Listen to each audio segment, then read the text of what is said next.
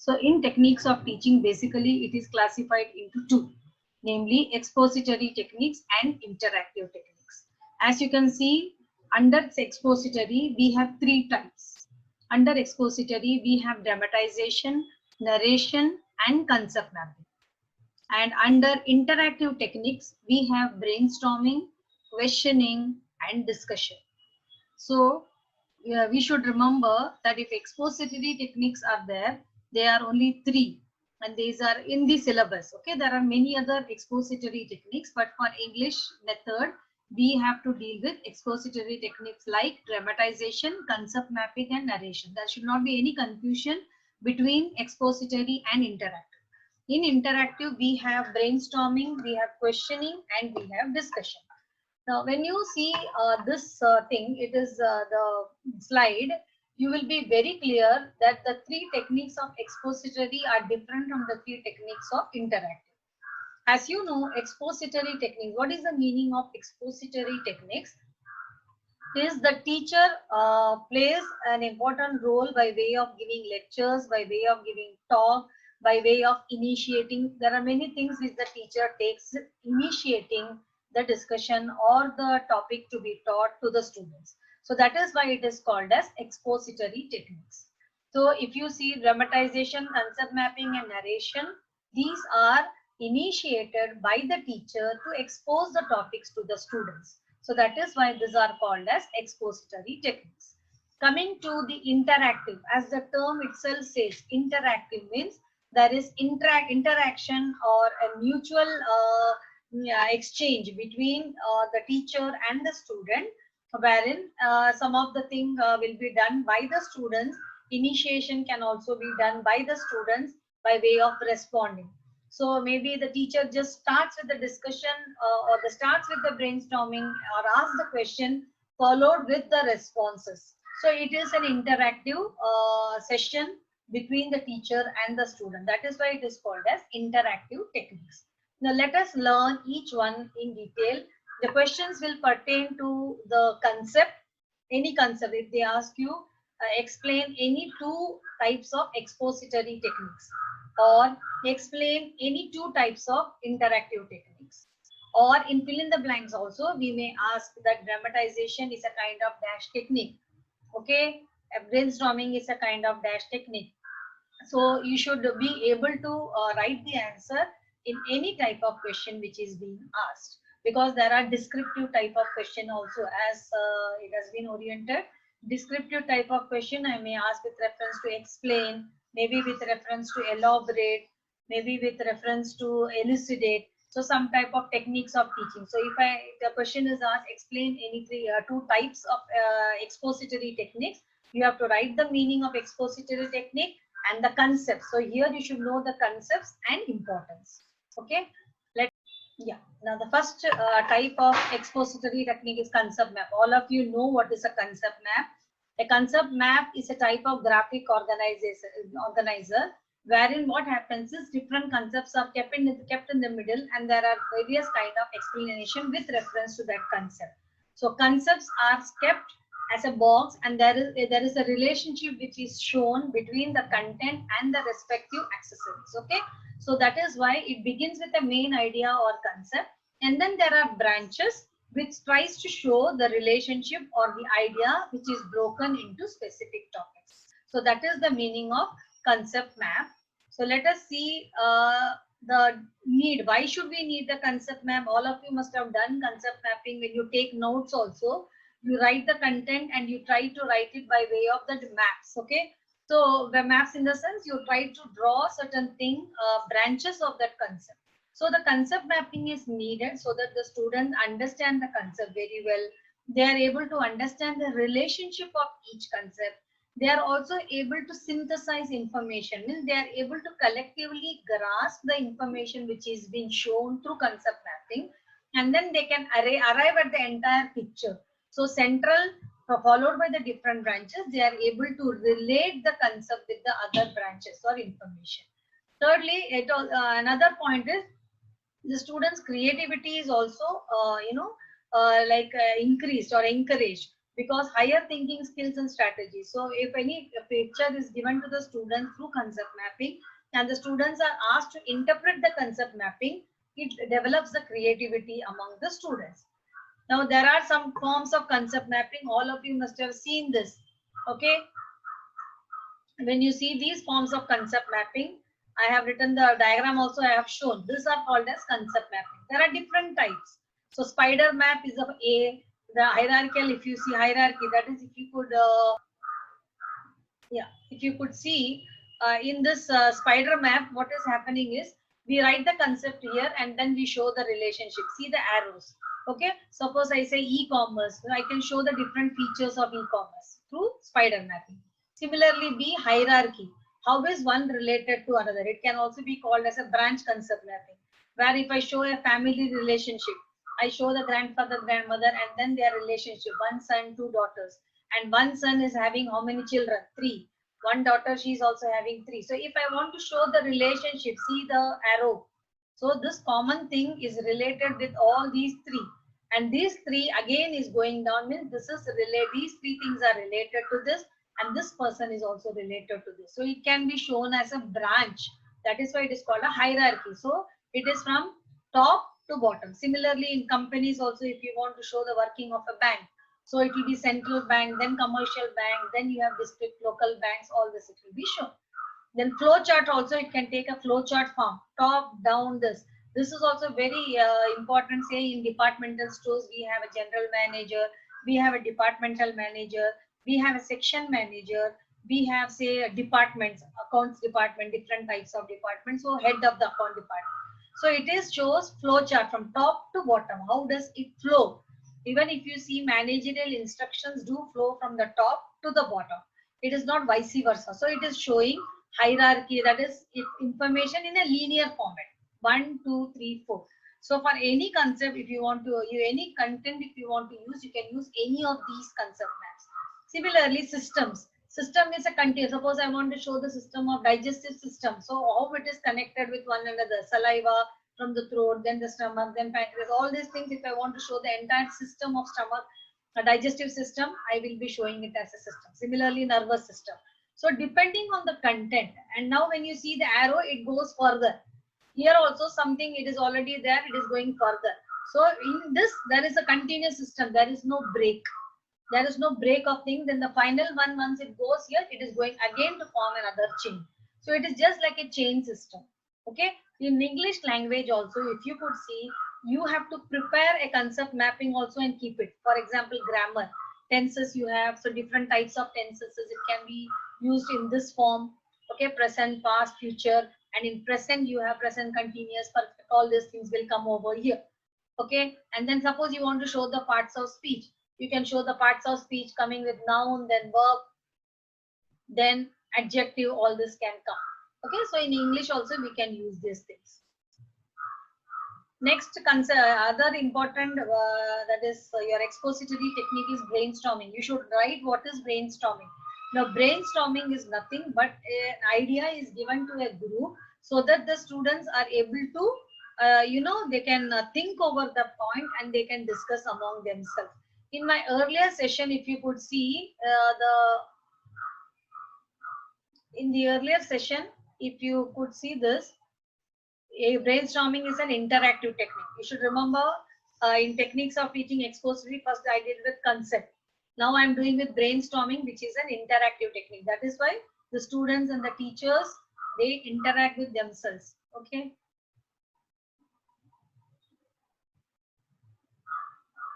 So brainstorming is an interactive, means what?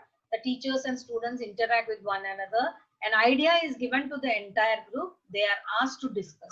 Suppose I give a topic on the COVID-19. So the topic is given to the student. They have to discuss among themselves. Maybe a group, I can give them the meaning of COVID-19. Second group, I can ask them to write the symptoms. Like for essay also, we can have brainstorming. So you have to give examples related to English subject. So what is brainstorming? It is giving an idea to the entire group and asking the students to put over their own ideas into the content and explore it. So English you can give, for essay you can give, and you can give the different topics for essay. Okay, wherein we make groups and that is brainstorm. Similarly, there was demonetization. So why demonetization was there? What is the effect of demonetization? How did it affect our society? So these topics could be given to the students so that they can put their ideas together and explore them. Okay. Then what is the importance of brainstorming? Some importance are given. Other than that also, students creative thinking definitely develops, their cognitive abilities develop, affective domain also. So if they have some person in their house also who is suffering from COVID-19, definitely it is going to touch the affective domain of the students. The topic which is assigned by the teacher may be very emotional or maybe close to the heart of the student. So definitely it is going to affect the affective domain of the student. Thirdly, what happens is when everybody is together, they think there is a lot of values developed. There is coordination among them. There is sharing of ideas. Each person respect one another, mutual respect. You can add those things also. So mutual respect between the students is also observed in brainstorming, and they are able to bring in from different angles. So it is not only one person's view, many persons view on the same content is given. So there is a pool of ideas which is going to come to develop the content. So that is called as brainstorming, and that is the importance. The next importance, that is discussion, again is an interactive way of learning. So when there is, what is the meaning of discussion? Giving a topic and then the students interact among themselves. Okay. Now the basic difference, even if you see, brainstorming can be a part of discussion. Okay. So when I give a topic on say the recent, there is a cyclone also in the south, in Andhra Pradesh. So if I want to ask them how it is visualized, or how can you know that there is a cyclone? So just discuss, and what are the effects of such cyclone on the nearby area? What has the government, Tamil Nadu government or South government, done for the rehabilitation or shifting of the people over there? So if such topic is given, that is a discussion. Okay. In brainstorming, only one point is given, one area is given, they have to discuss. Here I can give certain questions also, or certain points based on which there can be discussion. So discussion, what happens when there is discussion? When there is discussion, we have lot of together, that is in-depth knowledge about the topic under discussion. There are different values also which is inculcated between the students, and also the student to express himself or herself orally. This is also possible through discussion based learning. Moreover, it promotes creativity. Some students may be having innovative ideas when you discuss. So brainstorming and discussion, if you see, these are interactive techniques. However, there may be overlapping between the discussion and brainstorming. So a topic, when it is given for brainstorming, automatically the students are going to discuss among themselves. Okay, so a question may be asked, maybe explain the importance of discussion, or how would you conduct discussion. Now for descriptive type, as you know, explain the importance of discussion based learning. Suppose I ask, or explain the importance of discussion as an interactive learning technique, teaching technique. What you would do, you have to write discussion, meaning you have to write the importance with examples from English. Okay, so from English subject, you have to give certain examples for discussion. Again, examples could be related to say essay. It can also be related to say letter writing. Also, there can be a discussion for how is informal letter written in case of such topic. Such questions could be put forward to the student.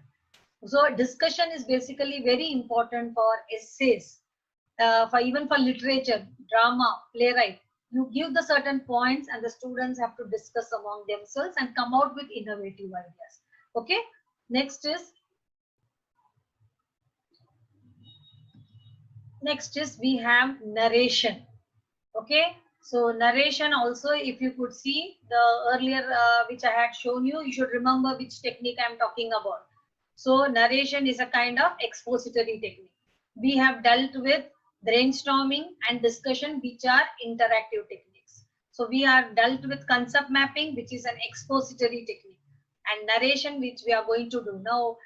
When is narration given? You all know, as English method student, you know when is narration used. Okay, narration is used to narrate certain events, a story, an idea, a phenomena, anything. When we narrate certain instances of the past.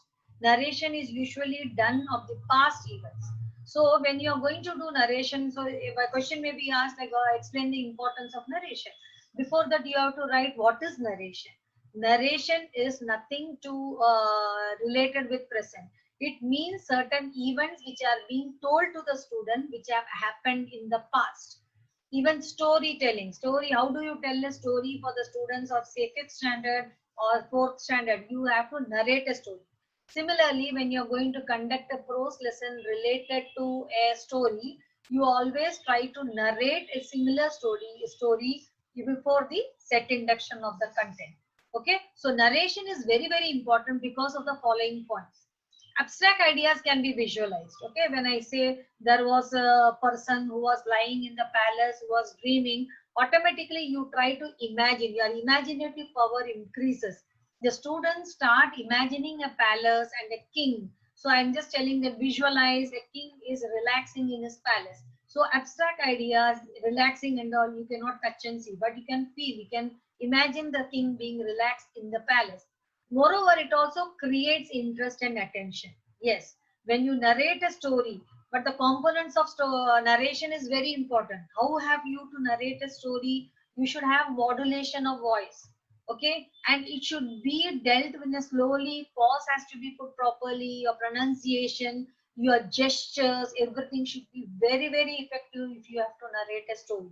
By listening to a story, the student should understand, they should be able to visualize. Such should be the effect of the narrative power of a teacher. So a language teacher definitely has to use narration as an interactive, expository technique. So when a teacher narrates, she involves the students also in the group. Okay, it also develops affective domain. How?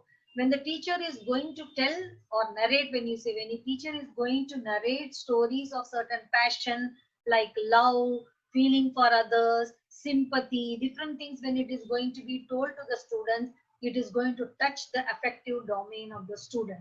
So here you can give examples of say Shakespeare playwrights, drama. You can give example Romeo and Juliet, love story, romantic story, but how they were killed, how then there is also one more, there are different stories which is being shown. Even Nasiruddin Hoja, in 6th standard we have a prose lesson relating to Nasiruddin Hoja's wit. So in that chapter also you can relate one story of say Birbal, who was also a very good effective humorous person, and he was very witty to come with the answer. So such things have to be narrated to the student. By doing this, these are the following importance of narration. Next is dramatization. All of you know what is dramatization. These are the importance. What is dramatization? Dramatization is performing a drama on the stage with dialogues. Remember. So when a teacher wants to dramatize certain story on the dais, she should be able to do it by assigning the different roles of the characters. She has to select the characters, she has to give the dialogue, she has to give the script. So role play is different from dramatization. In role play, we do not have scripts. But in dramatization, advanced, there is a script and dialogue which is given to the selected characters already done. So the teacher, when she is going to use this technique, dramatization, this is also an expository technique. What she has to do, she has to select characters. So if you see, she has to select the characters, she has to assign the roles, she has to assign the dialogues also. So everything is prepared in advance. So when dramatization is used, it is used to again to bring out any abstract ideas concretely. So feeling for others, sympathy, all these things we can do it through dramatization. So how is it important? These are the certain features of dramatization. Through drama, it connects the people's emotion. There is connection between the characters. It develops the different skills, reading, writing, speaking, listening. All the skills are developed through drama. Okay, and even through drama, class will address, practice and integrate, because they have to read the scripts. Once they read it, the script, they have to comprehend or they have to understand, and then they have to perform it. So speaking is also done. So listening, speaking, reading, writing, everything is, even writing also, you have to write the script. Suppose some of them do not understand the script, they have to write it and understand. So it develops all the different skills of the students. Moreover, it also makes the students motivated. People feel like doing more and more on the stage. Okay, it engages the attention, the interest of the learners on the stage. Okay, so drama is very important. Moreover, in drama also, what happens is certain defects also in speech can be identified in dramatization.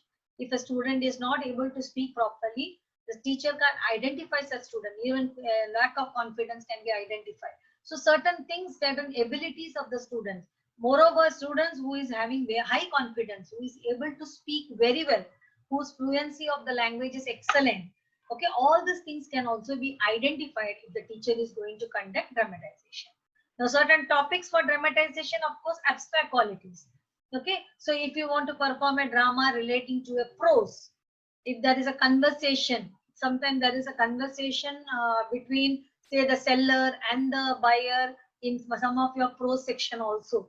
So, if the conversation, you can do it through drama, where student plays a role of a seller, other person plays a role of the buyer. So when you are going to conduct the drama, people can understand the dialogue also properly. Who is talking what? When they are going to read the script also from the book also it can be given, or a teacher can perform an individual drama using those scripts. She can make the changes and she can make the student to enact. Okay, so all the abilities can also be brought out. So this is a very effective way of expository techniques where teacher initiates the dramatization. She is the person who is going to initiate and the students are going to follow, which is an expository technique. Next, we have questioning. Questioning is an interactive technique. You all know what is questioning. Questioning refers to a series of questions which is being asked by the teacher to the student, and the students also may give responses. So that is an interactive session. Okay, it is not one way. So questioning and answer, students can also ask questions relating to clarifying doubts through certain suggestions. Anything, any questions, if they do not understand properly, they can ask the question. So it is an interactive way. So when this questioning is used, there are different types of questions, you know. We have memory based. Yesterday I told you that we have memory based, simple questions. We have interpretation question. We have analysis question. The teacher can also use simple question when she wants to get the answer in prose. She can also use descriptive type of question, say in poem. Okay, what is the emotion? Explain the emotion which is brought in the poem by the poet. So we can ask other different types of questions in prose, poetry. You should give examples when you are explaining these things. So different types of questions, they promote critical thinking. Why it is done? Why did Birbal behave in this manner? Why was Akbar angry in the court? So how did Birbal